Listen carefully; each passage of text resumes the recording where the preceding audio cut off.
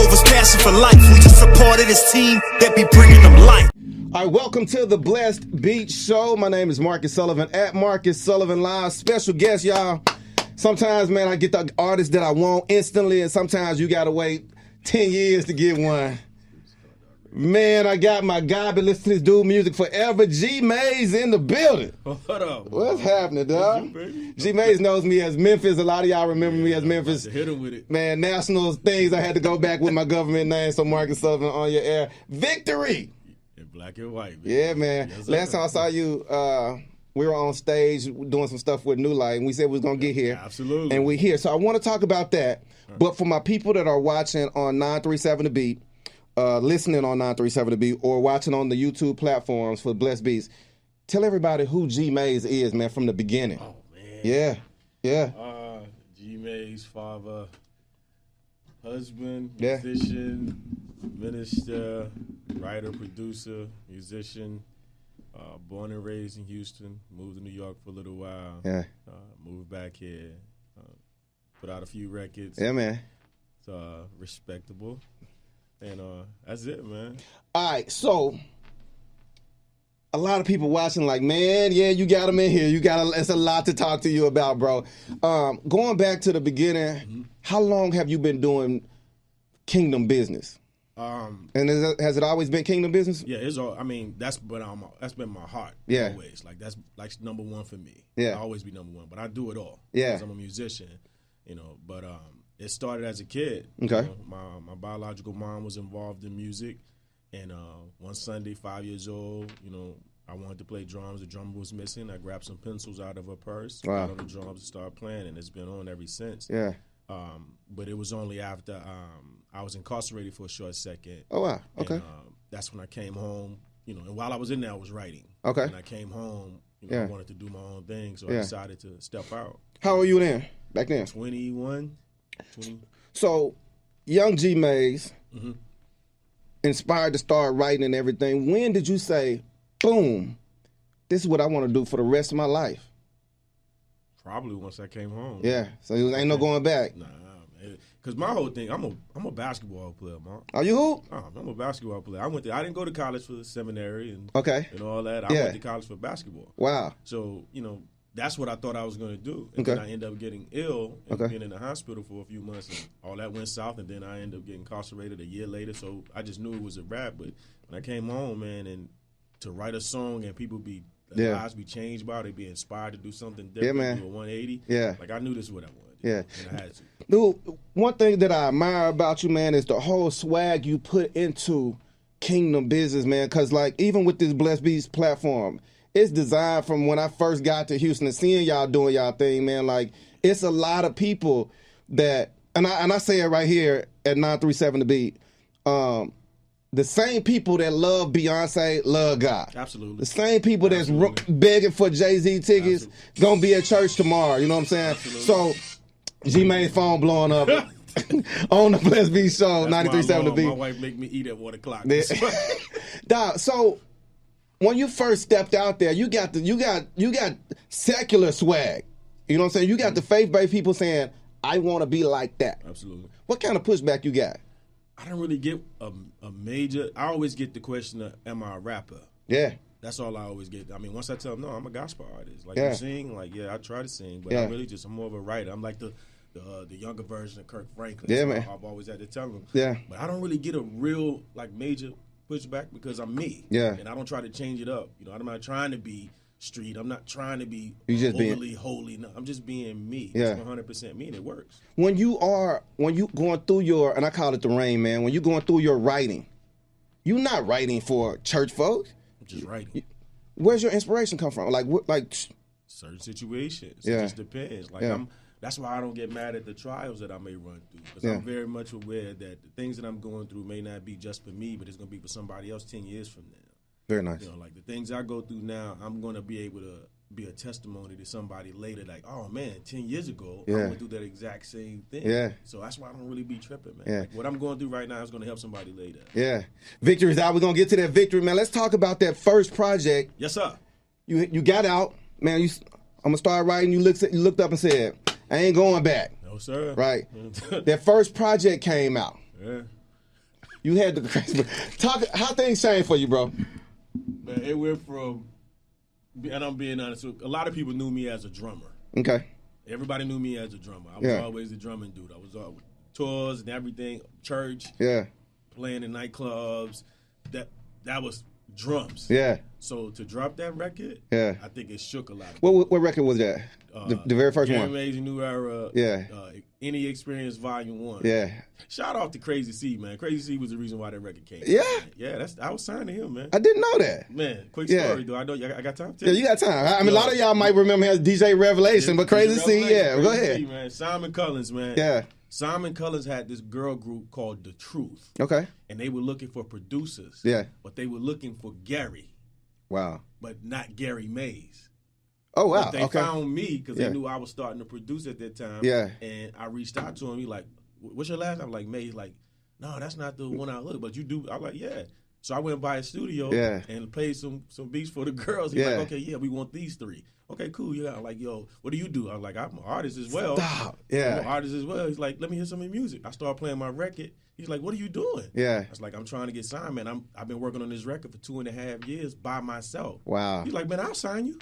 Wow. He went and talked to his dude, his right-hand guy. Right. You know who that is. Yeah. He talked to Benji. Yeah. And they came back, and they signed me 2 weeks later, man. So, you're a drummer at this, man. You're a drummer. Yeah, all day. When'd you move from the back to grabbing that mic?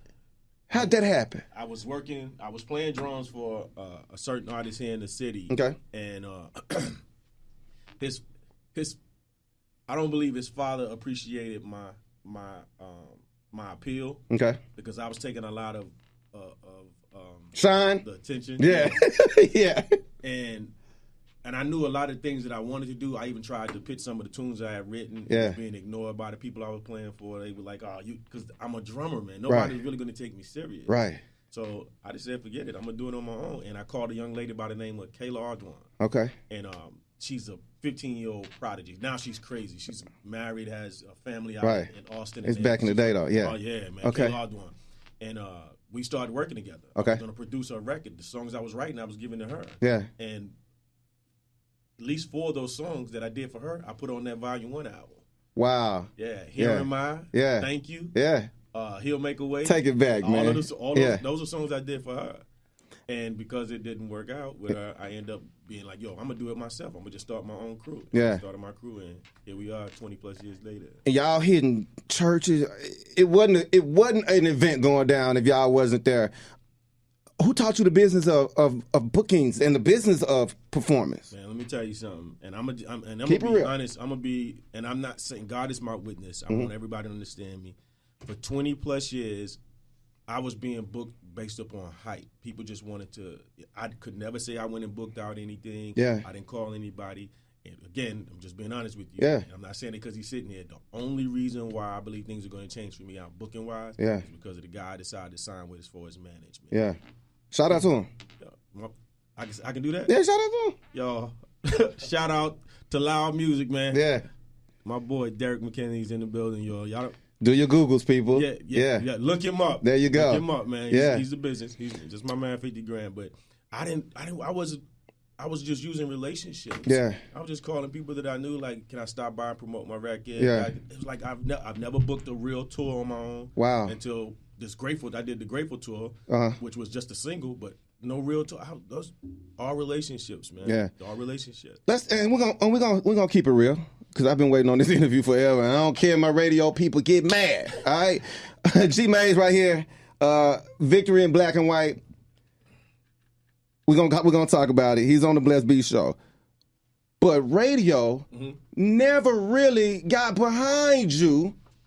You know what I'm saying? And I'm just keeping it 100. Are we gonna keep it all the way? We're gonna keep it 100. We're in H-Town. I mean, we know we're gonna be worldwide on YouTube and on the blogs, but we're in H-Town, and like I said, man, I remember my days interning at Power 97.5. Shout outs to Anthony Valerie. That's how I got my start. Outside of that, dude, radio maybe it was the format. I don't know.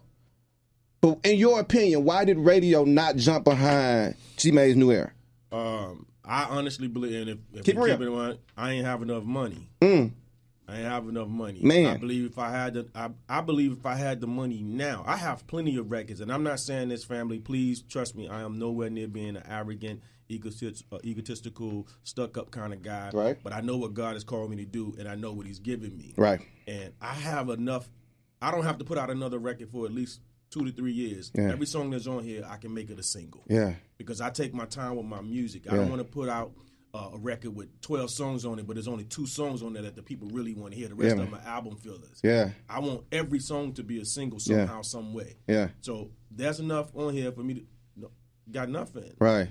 Got nothing. Everything that we're doing on our own. We streaming it on our own. We fighting, kicking and scratching. But if I had money, I'd be at the top 10. Yeah, easy. It's the kind of business we work in. If you didn't know, you just got a gem dropped on the Blessed Beatz show. All day long. Man, one of the big records, bro. Mm-hmm. Christmas time comes around. Yes, sir. You can't get away from this record. Still get goosebumps. I remember the first time I was on a road trip, and I knew the record from working at Power with Anthony Valerie. Right. Don't Forget the Baby, right? The baby, man. And I think when I left hip hop, and I went back to gospel. I was at Praise 92.1, and we did this top, I want to say 50 gospel songs all the time. You remember that? I think it was number 2 or 3. It was up there. I think Yolanda's the only one beat you out, which that's good company. Like 2 songs in there. I remember that. So, talk about that record, because do your Googles, people. Yeah. But talk about that record, man. Don't Forget the Baby was a song that was birthed because of my spiritual father, my pastor at the time, a man by the name of Pastor Remus E. Wright, over at the Fountain of Praise. Yeah. He preached a sermon about Don't Forget the Baby. And just to make it, try to a short story, he and his wife finally had a kid together. Okay. And they were excited about going back home to take the baby to meet the rest of the family.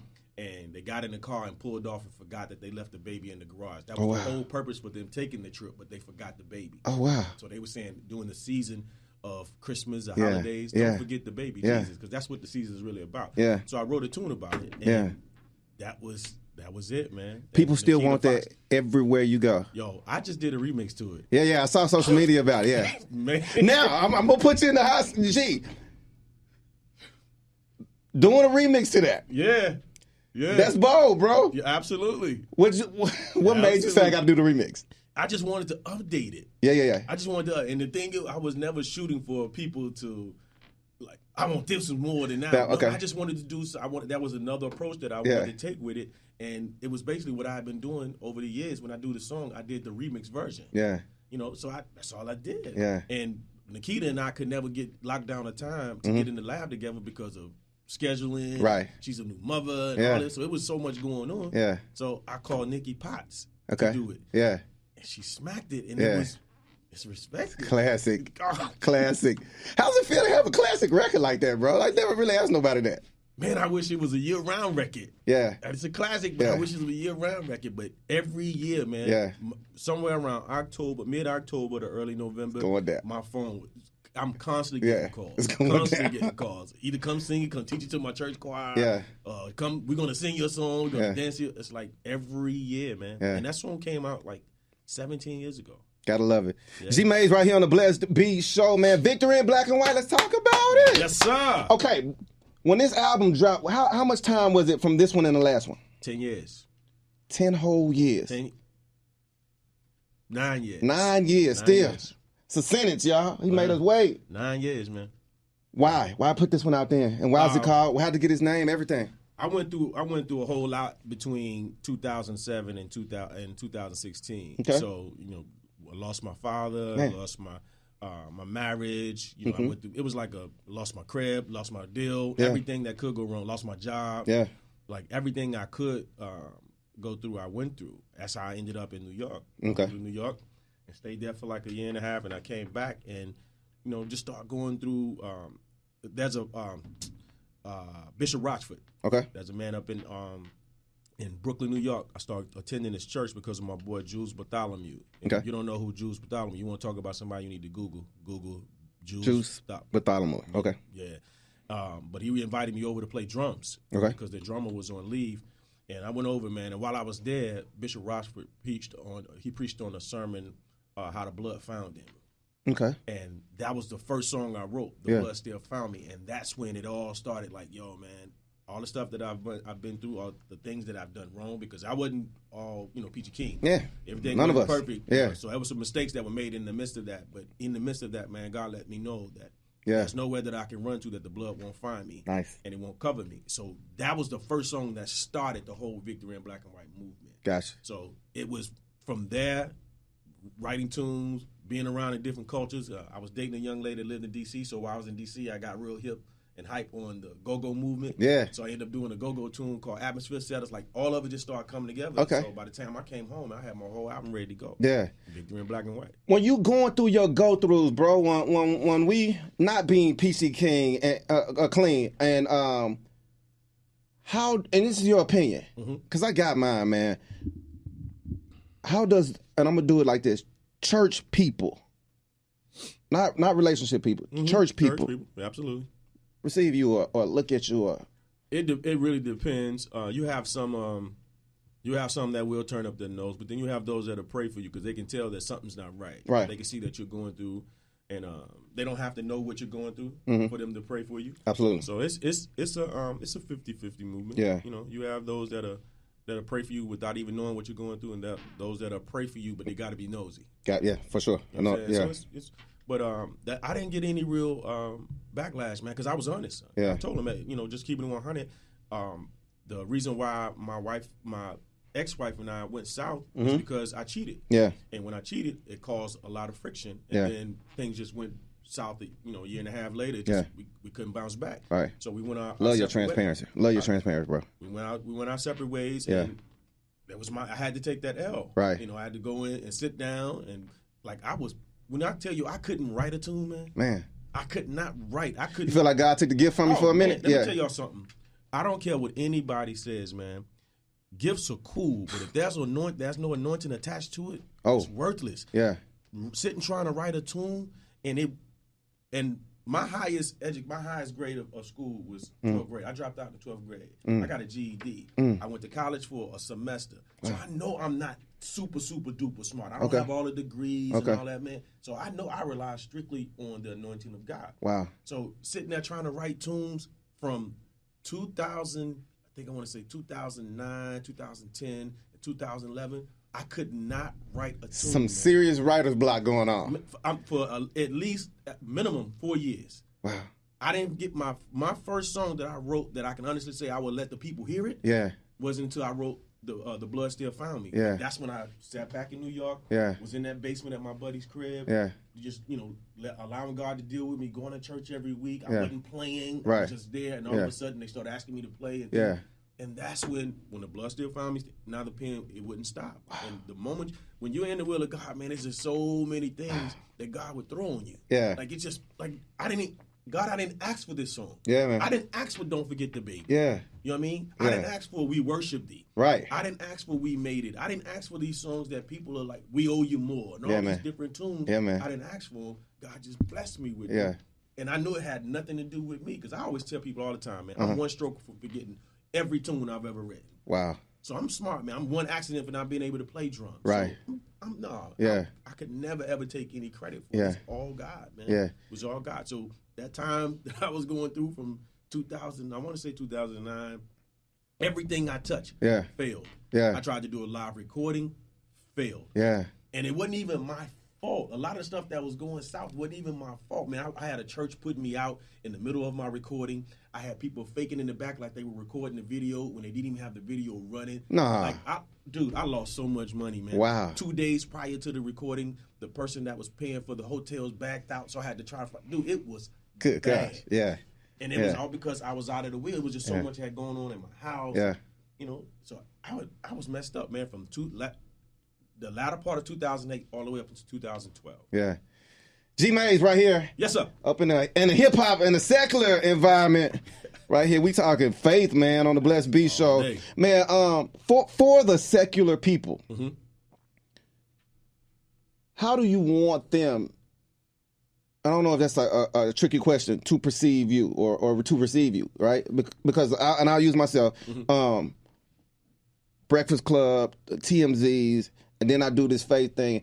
I myself I try to, and that's why I said I love your transparency. I show them, yeah, man, I'm swagged out too, but I love Christ. All day. So you might catch me out having drinks with my wife. We was at Grooves just last night, you know what I'm saying? So you being an artist, is it a certain way you have to walk, talk, social media? How do you want them to receive? The Bible says that we should remain blameless. So anything I'm going to do that's going to cause my brother to fail or fall, I shouldn't do it. Gotcha. So as far as being out in a club, doing hookahs, smoking weed, drinking from bottles and things of that nature, using foul language, that's something you'll never catch me doing. Gotcha. But will I go to a lounge? Yeah. Will I go and play drums in a club? Yeah. Man, if somebody calls me while we on this interview, like, yo, G, I'm doing this hit tonight at Grooves. Right. You mind coming play with? Absolutely. You're there. As soon as I'm done with I'll be there. Yeah. Your gifts and talents make room for you. Yeah, man, listen, and put you in front of great men. Yeah, there you go. It didn't say it was going to put you in front of great church men. Perfect. Yeah, there you go. Men. There you go. You know what I'm saying? Yeah. That's the way that we like to twist the Bible. Yeah. I mean, no. But let's go through the album. Yes, sir. Victory in Black and White. I'm going to sit down on this one and let you talk about, give me 3 of the singles, man. 3 of the singles. You walking through the mall, you walk up to me and say, man, I got this new album, Victory in Black and White. Oh, man. And I go, what's the joint, bro? What's the joint? Well, businessman, man, push the single. Push the single. You're not even saying what's the joint, man? You. I'm unsaved. I ain't been in a church, man. And I see you in the mall and you go, bro. Listen to this record? Yeah. What's the record? Atmosphere Setter. We being political, but that's okay. That's a good record. No, Atmosphere Setter, real talk, is like one of my favorites off the record. Talk about that record. Atmosphere Setter is the go-go tune I was just telling you about. Yeah. And it's just it's a feel-good tune. Okay. And let me tell you, like, Mark, real talk, man, I've always wanted to be the dude that gave you a really, really dope beat. Yeah. I like doing dope beats, but my lyrical content, no matter what the song is, if it's a trap tune, if it's a R&G tune, if it's a slow tune, a ballad, it really doesn't matter. I just want, if that grabs you, now I have you with the beat. Now listen to these lyrics. Yeah, because that's the way I'm driven by the lyrical content. You know what I mean? Yeah. So Atmosphere Setter. Okay. Yeah, you gonna bounce. You gonna dance. But before you know it, if you start listening to the lyrics, it's gonna get you. Man. Yeah, they're gonna get you. So Atmosphere Setter was one. Grateful is one. Okay. And I have been tossing, like I'm saying, man, I don't do records. Okay. I asked God not to allow me to do records where I only have 1 or 2 singles. It's 12 songs on this album. Yeah. It's 12. Okay. If it's 12 songs, 6 or 7 of them should be. You remember when Keith Sweat dropped Make It Last Forever? Yes. He had 8 songs. Yeah. 7 of them were singles. Yeah, that was and classics. Yeah. 7 were singles. Right. Right. Man. And see, I go a step further for my younger people. When Usher dropped Confessions, he had like 6 or 7. Come on, man. I think he had 6 or 7 number ones on there. Right? I think it was like 14 tracks, 6 or 7 was number ones. Come on, man. So that's 12 tracks on yours. It's 12, and Atmosphere Setter, Grateful. Okay. And Grateful was really that was just a song. And real talk, yeah. Where were you when you wrote this one? Sitting by a pool in my apartment complex. Okay. And I'm just sitting there, and I promise you, I didn't go to my pool to write anything. I was just going to chill, man. It was a really, really beautiful day. I still had a picture in my phone. I'm going to send it to you. Yeah. Still had a picture. It was just sitting at the pool, just chilling, man. And all of a sudden, God just dropped these words. Simple. Yeah. I'm so grateful that you love me. Yeah. I'm so grateful that you cared. The cross, you did not have to do it. But I'm thankful that you did. That's the one you be tearing them down on the stage with. Man, we don't go anywhere without. Yeah. We just recently did what was the toy drive? Yeah. With Sheila Jackson. Yeah. Man, I was ready to tear that place apart. Yeah. You can't sing that song and be cool. Yeah. It's not a cool tune. You know what I mean? It's a worship tune. And I'm gonna get to that third. No, I'm not. We're gonna stay right there. When you hit the stage, bro, how many years you got in the game? 20 plus. You still nervous? Nah, man. No nerves. Nah, because I'm. It's not me. Yeah. I've been on stages and come off stage and people will say like, "Boy, you know you did this. Yeah. Boy, you know you said that. Yeah. Boy, you know you did this riff. Boy, you like, no, I don't. Don't remember none of it. Nothing, man. So I'm sure. I mean, you have your rehearsals and all of that. Absolutely. But on stage, whatever happens with the Holy Spirit happens. It happens, dog. It happens. Yeah. I've been in atmospheres where I was supposed to do 30 minutes. I planned 7 to 8 tunes. Yeah. And we couldn't get past tune 3. Couldn't get past tune. Whatever that tune was, we got. And I try my best to, when I do my presentations, I try to, gauge, like, this song would go this way. This song would go that way. This song would go that way. This song would go that way, blah, blah, blah. And I put it in that order so we can have that type of flow in worship. Yeah. But sometimes, man, when God step in, like I did atmosphere, I'm telling you, I did atmosphere. Atmosphere setter is the first tune always when I do my presentations. Gotcha. It's the opening tune. Yeah. Because it's an atmosphere. Yeah. Right? Yeah, man. Sometimes we haven't been able to get past that tune. It's turned into a worship atmosphere. And then now I have to shift. Yeah. So that's another reason why I don't like doing tracks. But you like the live atmosphere. I'm always about my live. My band, when my band is with me, man, it's a whole nother level because we can flow in worship instead of being tied down to this. I have to do 4 minutes and 32 seconds before and it's I over. do anything else. Right. There have been times I've been doing tracks. I told them to cut the track.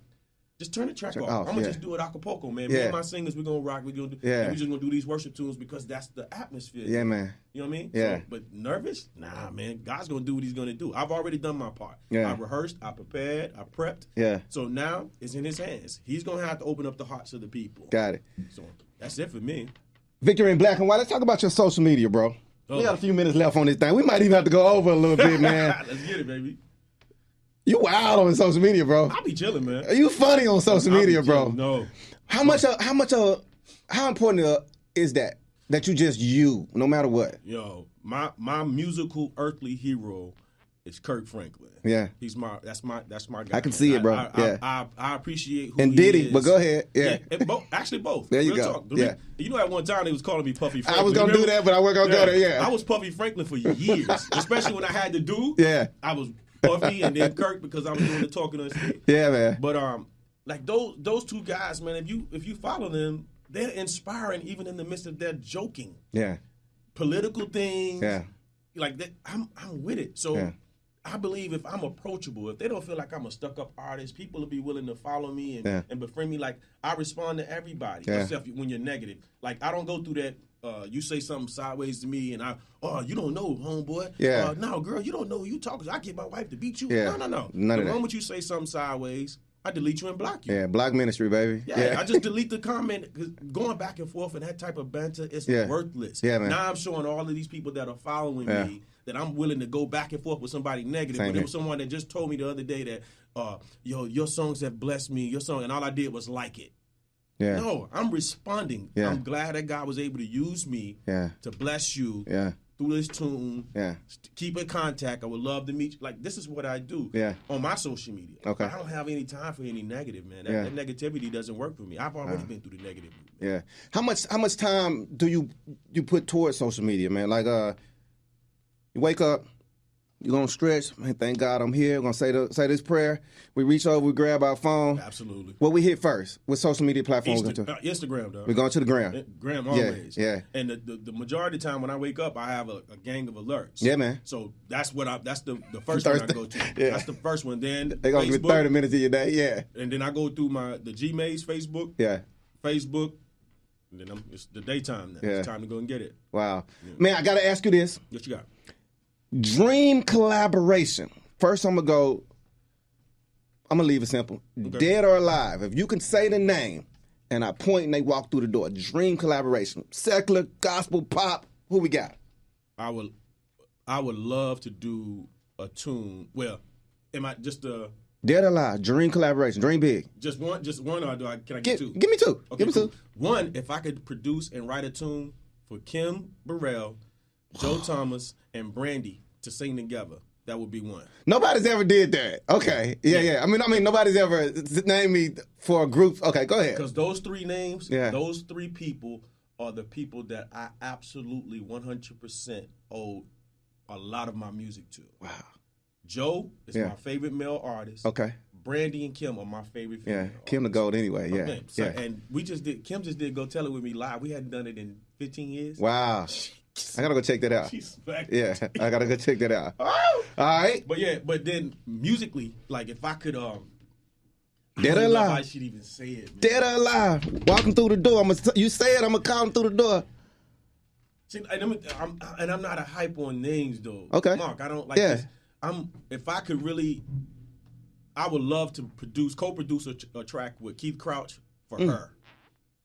The new artist, her. Her. She that bad? She that bad? Say. My wife love her. So let me tell you something, man. I'll be late on the train. Yeah. Don't be late for this one, man. Okay. Don't be late for this one. Between her, SZA, and LMA, I believe they're really going to help R&B come back to being R&B. Yeah. Because they're singers. They can actually sing for real. Yeah. They're not like, a whole bunch of tracks and things of that nature. Right. No, these girls can really sing. But I would love, like, Keith Crouch is my favorite producer. Okay. Like, hands down, he's one of the reasons why I produce, between him and Greg Curtis. Okay. But Keith Crouch is, like, a lot of my first record was, and I was inspired by some of the tracks that he made. Nice. He Keeps On, that was Keith Crouch. That was him. Gotta love it. G-Maze in here, man. Victory in Black and White. What's next for you, bro? Keep it business. Well, yeah, we're trying to get on. We're working on this tour. Yeah, and trying to get the the dates and everything together for late spring, early summer. Yeah. We're gonna do. I don't even know. Well, yeah, I can announce this. We're gonna do a Back to the Cross 2019 conference. Oh, okay. And just talking about the blood, Calvary. Yeah. Jesus dying, Jesus rising, Yeah. Resurrection Weekend. Yeah. I'm actually working on producing a couple of artists that I love. I don't know if you've ever heard of them, but I'm all about the underground. I love underground. Yeah. Tia Askia. Okay. Joyce, all musical formats, or these all what are they? All gospel. Okay, nice. These are gospel. These are gospel artists. Yeah. But Tia Askia, Joyce Obi, okay, Cedric Ballard, and I know Zed. Yeah. C. Ashley Brown Lawrence. Yeah. Like, these are people that have their gifts have been real intricate in my career. Like, just watching them, and I love them. Yeah. I love them. I think they're really dope. So I'm gonna be doing something with them, man. Yeah. With a little dream team. 2 things I'm gonna charge you with then. Okay. Bring them up here. We're gonna do that, and then say no more. Man, I'm gonna fight like crazy that we get your records from Victory in Black and White right here on the Blessed Beatz Show. We gonna fight through the corporate red tape together. Please, to get it in here. Because man, I think you are a blessing, man, for both, man. I just like the Blessed Beatz Show, man. You rock for the secular and for the Christian side, man. Always. Last but not least, your social media, how people want to get at you. If you want to holler at me on social media, it's gmaze21, which is my Instagram and my Twitter. Yeah. If you want to get with me on Facebook, it's Gmaze Music. And if you just want to holler at me personally, because I'm personable, you can talk to me. I'm approachable. Is Gary Mays on Facebook. And most importantly, if you want to book me. Oh, there you go. Yeah. If you book wanna, my man. Yes. Book Gmaze at gmail.com. And also, if you want to go directly to Derek, please go on my page, and it's on my Instagram page. Derek McKinley. If you go in there, you see the whole email. Was it Loud Music? Was it Info at Loud Music. Please go there and holler at him. He's waiting on your call. We got all kinds of what's that thing called when we don't have like a lot of money? You can have recession rates. We got gospel recession rates going right now. Gotta love it. Loud Music way. Go get this album, man. How they get that album too? Yo, it's on all outlets, all of the digital outlets. Yeah. Tidal, Spotify, Apple Music, Google Play. Yeah. Every outlet. Just go in there. It's G-Maze, Victory in Black and White live. Yeah. Victory in Black and White live. G-Maze. This interview has been worth the wait, bro. My God. Yeah, man. I appreciate it. I want to see a lot more of you. Man. I want to see a lot more of loud music. I want all of that in here, man. Rocking with the Blessed Beatz Show, man. Stick and stay. We got more celebrity interviews coming up right here on the Blessed Beatz page, man. At Marcus Sullivan Live. You can follow me. It's blessedbeatz.com.